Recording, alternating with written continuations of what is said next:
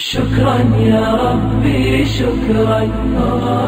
هديت قلبي شكرا نورت دربي شكرا شكرا يا ربي شكرا يا ربي شكرا هديت قلبي شكرا نورت دربي شكرا نحمده ونصلي على رسوله الكريم أما بعد فأعوذ بالله من الشيطان الرجيم بسم الله الرحمن الرحيم والفجر وليال عشر والشفع والوتر صدق الله العظيم. وعن ابن عباس رضي الله تعالى عنه قال قال رسول الله صلى الله عليه وسلم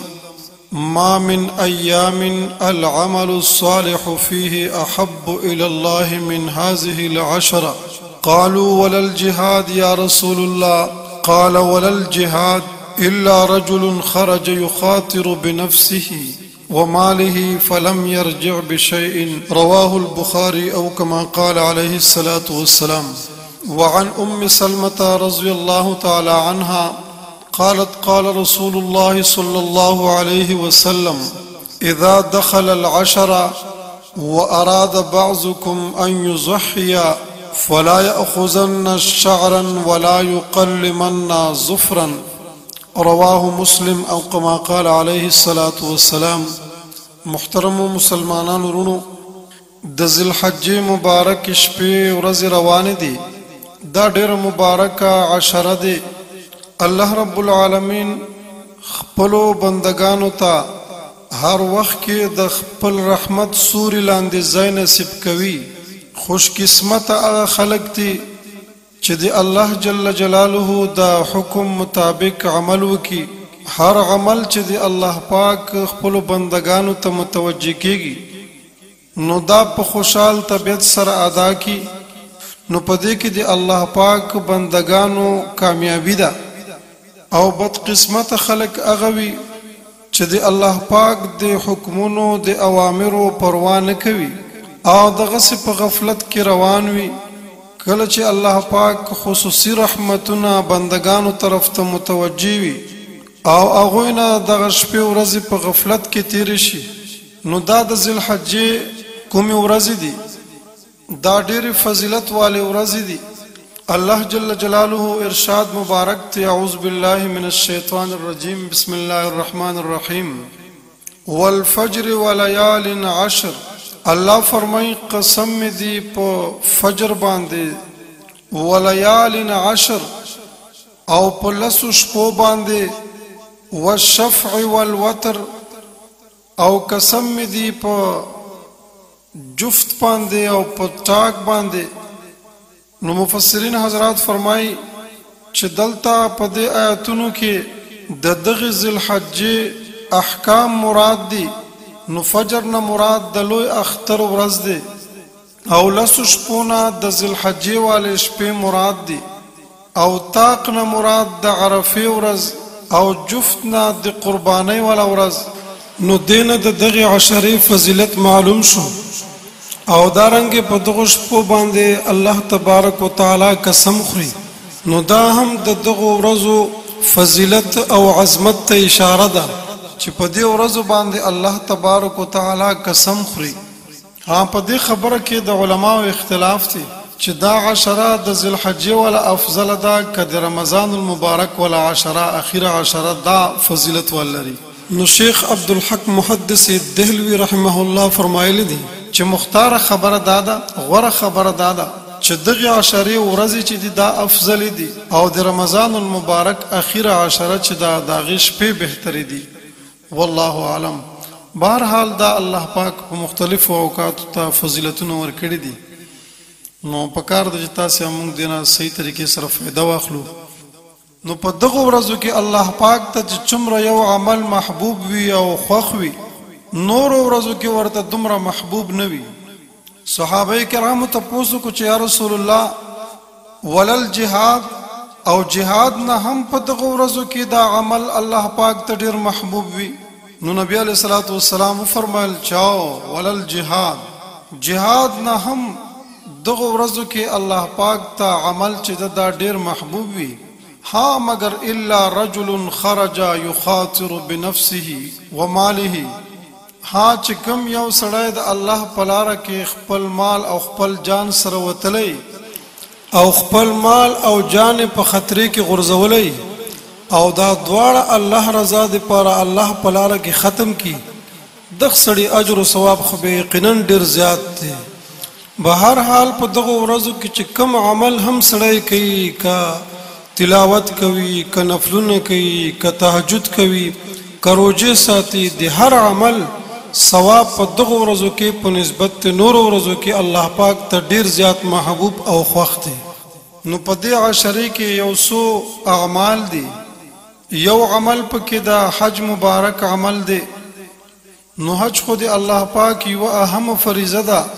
چاته چې الله پاک جل جلاله توفیق ورکړي نو آل ته په حرم شریف کې او داغي اطرافو کې حال ته مخصوص وختونو کې په مخصوص مقاماتو باندې چې مخصوص غوندي افعال دي چې هغه الته ادا کیږي او ډیر فضیلت والدي الله تعالی دې هر مسلمان نصیب وکي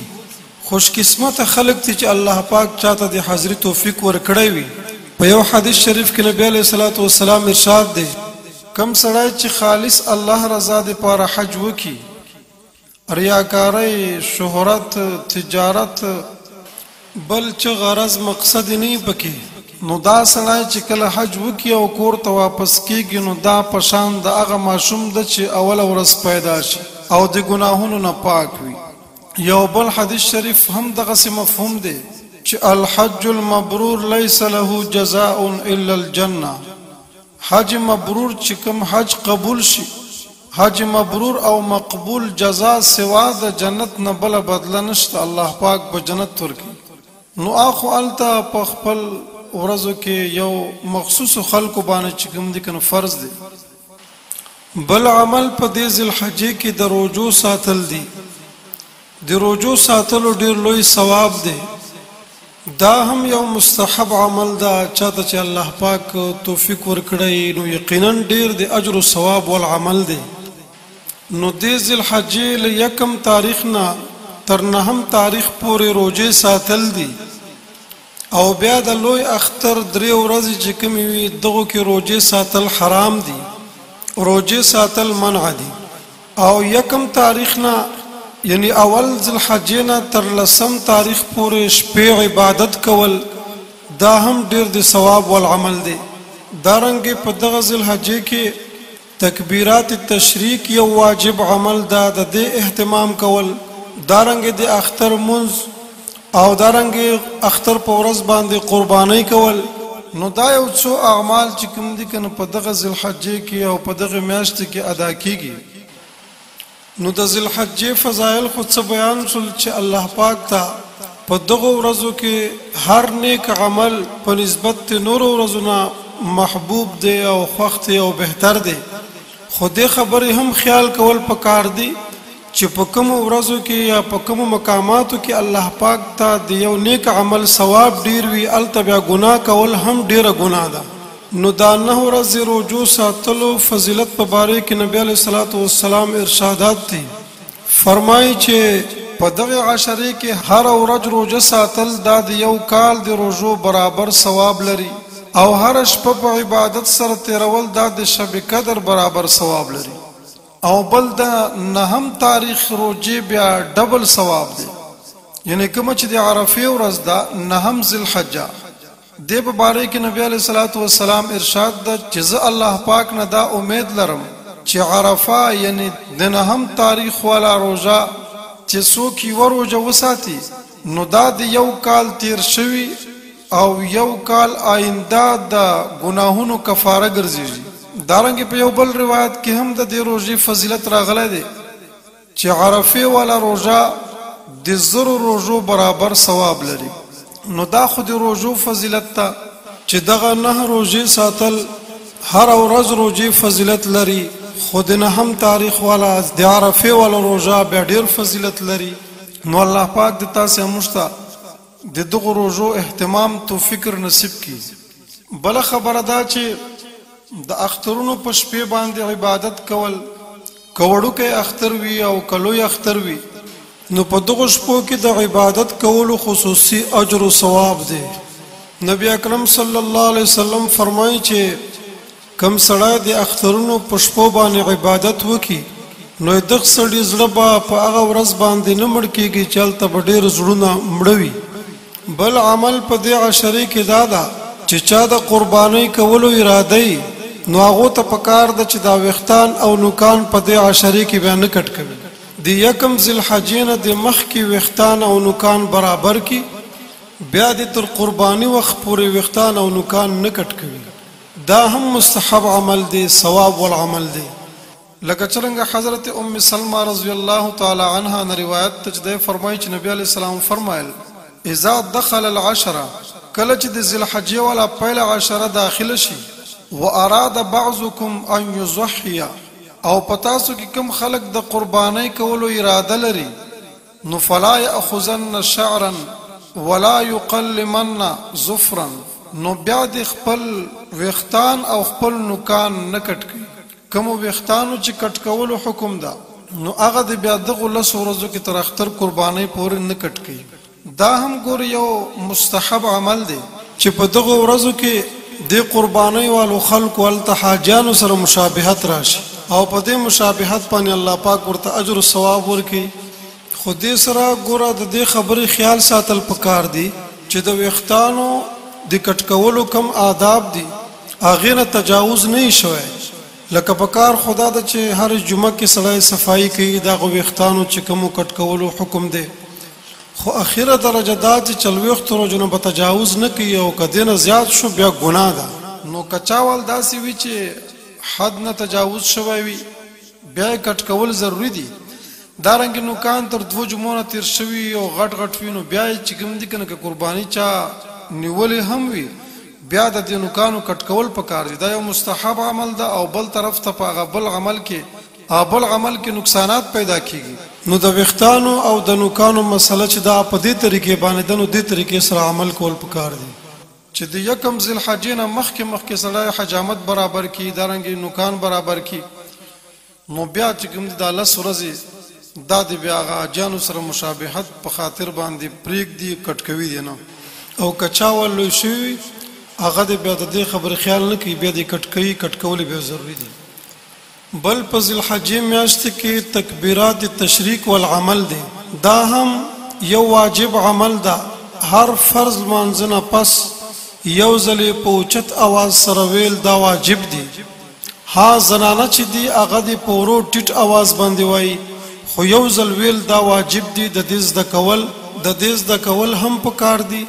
او صحیح طریقې سره ویل هم پکار دي تکبیرات تشریق د نمز الحجې د سبایل مانځنه بعد شروع کیږي او بیا د 18 تاریخ تر مازدیګر مانځ پورې دا تکبیرونه ویل کیږي هر فرض مانځنه پس چې کله سلام وګرځيږي نو یو ځلې په اوچت आवाज سره ویل واجب دي البته زنانه چې دی هغه به په ټیټ आवाज سره یایي او سړو د پاره پټیټ आवाज ویل صحیح نه دي بلکې به پوچت आवाज باندې یو ځل وایي یو ځل چې وایي فرض مانځنه بعد بس دا واجب ادا شو تر درې ځلو ویل پکار نه دي بلکې یو ځل بس کافی دي په دې چې ډېر خلک غفلت کوي دا تکبیرونه څوک یایي نه څوک بیا په ټیټ आवाज سره یایي د دې د کول پکار دي او بیا یو ځل پوچت आवाज سره ویل چې کوم دي کنه دا ضروری دي هغه تکبیرونه دا دي چې کوم ویل شي الله اکبر الله اکبر لا اله الا الله والله اکبر الله اکبر ولله الحمد دغه تکبیرونه دي فقهای کرام فرمای تکبیرات تشریق امام مقتدی کزان ته مسکی او که خزوی که سړای وی که مقیم وی که مسافر وی که شهرونو والوی خارونو والوی او که کلو والوی په ټولو باندې چې کوم دي دا واجب دي او کچرته امام نه پات شنو مقتدی دی په زور سره وای نو امام ته به هم یاد شي بل خبره دا چې کچانا په دغه ایام تشریق کې موس قضا شي او په دغه ورځو کې قضا رړینو نو قضای موز نه بعد هم دغه تکبیرونو ویل واجب دي ها که په دغه ورځو کې ایام تشریق کې قضا نه رړوله بیا غینه بعد تکبیرونو ویل نشته دي دارنګه د اختر او جمعې مانځنه بعد هم ویل پکار دي دغه تکبیرونو نو دغه د ذوالحجې سره چې متعلق مسائل الله پاک د عمل کولو توفیق نصیب کړي دین علاوه د قرباني مسائل بزان ته بیا یو ځای کې بیانو واخر دعوانا ان الحمد لله رب العالمين